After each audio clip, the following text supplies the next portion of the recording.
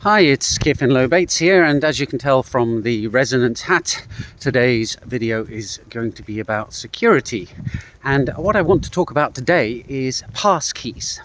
The thing that triggered this topic was the arrival in my inbox this morning of about 30 emails giving me one-time codes to log into an old Microsoft account that I set up years ago and that I enabled two-factor authentication using another email as the recipient for the one-time codes.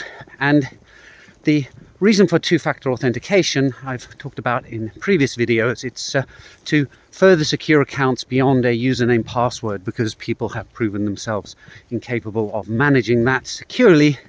In fact, even password managers have had problems with securing people's passwords. Just look at the woes of LastPass, the password manager that got breached a couple of years ago. Anyway, so the idea behind two-factor authentication is that you have a second out-of-band method for authenticating yourself to a website or a company, typically for using a one-time password or one-time code that is sent to, say, your phone or your email address. But the problem with this is that email accounts can be hacked, and in particular, if you want to log into an email account, you can't use 2FA through codes being sent to that email address because you're not logged in to be able to read them, and so you can't supply them, which means at some point you have to have an email address that isn't two-factor authenticated, or you need to have a pair that cross-authenticate each other, which gets a bit awkward. The other approach is to have that one-time code sent to your phone. But the problem there is that hackers have found out that they can social engineer cell companies to get your phone account transferred to them. And now they're getting your one-time codes and they can log into your websites as well. And this has happened plenty of times. It's sometimes known as SIM jacking. So one-time codes being sent to email accounts or phones is not secure. And the next approach that was taken is the use of authenticator apps, things like Microsoft Authenticator, Google Authenticator, or if you don't want to hitch your horse to the mega corporation cart, you can use something like Authy. And what these do is, when you create an account on a website, you generate a secret that you provide to the website operators, and that secret is used as a seed in a pseudo random number generator. And then what you do is you generate a random number at the time that you want to log in using that secret and the current time.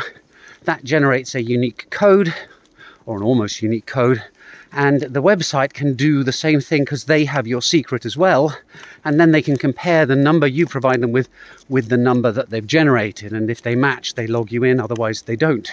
Now, the problem with authenticator apps, although they are better than email or phone one-time codes, is that they require the website or the company to keep your secret. So if somebody manages to hack into their server and manages to exfiltrate those authenticator secrets, they can now start generating the same one-time codes and therefore pretend to be you and log in. So is there a solution that allows us to authenticate with a website or a company without the company having to look after a secret on our behalf? That's what we require, because as users we have no idea whether the company we're dealing with is competent and capable and has good security personnel, or whether it's a bit of a bodge job and it's highly likely that they're going to get hacked. And the answer to that is yes. Using asymmetric key cryptography, what you can do is you can create your secret, which is your private key, derive a public key from that, share the public key with the website or the company, and then when you want to log in, they send you a challenge, a message for you to sign, typically with a date and time in it, and you use your private key to sign that message and return the digital signature back to the website. And they then check that the challenge has been correctly signed using the private key corresponding to the public key that they have on record. And they don't need to know the private key to do that. That's the beauty of asymmetric key cryptography. You can prove that you own the private key without having to reveal it through the use of this asymmetric key cryptography, or private public key cryptography. And there are devices on the market, passkeys, that automate this for you, that you get something that looks a bit like a USB stick, and it will receive the challenge, sign the challenge for you, and send the signature back to the site that you're trying to log into. And it'll do that all automatically through the hardware that you've plugged into a USB port on your computer. And that makes the logging in much easier, and it secures your account because only you have the private key in your passkey, your hardware device. As long as you look after that device carefully, only you will be able to log in as you on that website. So it does add a burden to the user, but as human beings, we're fairly used to looking after our car keys and our house keys. So you just stick the passkey on your key ring, and hopefully that'll keep everything nice and secure. Now, it doesn't have to be a little USB stick. You just need a hardware device that is capable of performing digital signing. And so a phone could also be used as a passkey. You install software on it, and that'll do all this public-private key signing stuff for you as well. Now, those of you who operate in the blockchain space will have a little light bulb going on there saying, hey, hang on, I have something in my browser or on my desktop that does exactly that, a blockchain wallet. And what's more, the blockchain wallet has public and private keys, and so could a blockchain wallet be used as a passkey? And the answer to that is yes, it can. In fact, I've cobbled up a little website, authorverse.land, that uses exactly the same process to authenticate you when you log in. You are signing a challenge with your private key, and the website then checks your public key against the signature to ensure that it really is you logging on, and that prevents other people from logging on as you.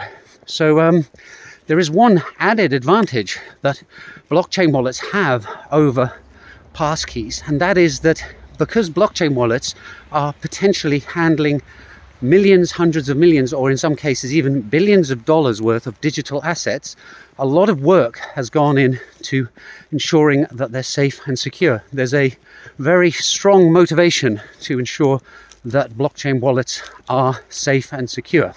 Now, we're still not 100% there, and given the nature of software engineering, we probably never will be, but I would hazard a guess that the leading blockchain wallets at the moment are probably more secure than these passkeys made specifically for the task of logging into websites using the passkey method. And in any case, they will continue to improve over time more dramatically than the dedicated hardware will. It's just a hypothesis, but I think there's a fair amount of support for that. And anyway, if you disagree, please leave a comment and explain why. So that was a random walk through the process of authentication and the arrival of passkeys. I'm sure more of you are going to see those over time as corporations demand that their employees use those systems. I hope you found this security video interesting, and I'll wrap it up now and see you in the next one soon. Bye for now.